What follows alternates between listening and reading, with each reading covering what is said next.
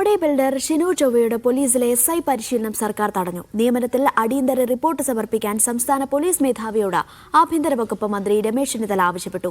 ഷിനുവിന്റെ നിയമനം സർക്കാർ റദ്ദാക്കിയേക്കും.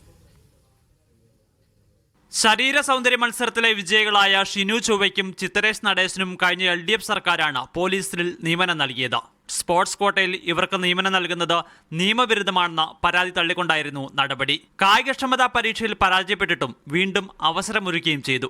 എന്നാൽ മെഡിക്കൽ പരിശോധനയിൽ ചിത്രേഷ് പരാജയപ്പെട്ട് പുറത്തായി. ഷിനു ചൊവ്വയുടെ പരിശീലനം ഇന്ന് ആരംഭിക്കാനിരിക്കെയാണ് ആഭ്യന്തര വകുപ്പ് മന്ത്രിയുടെ ഇടപെടൽ.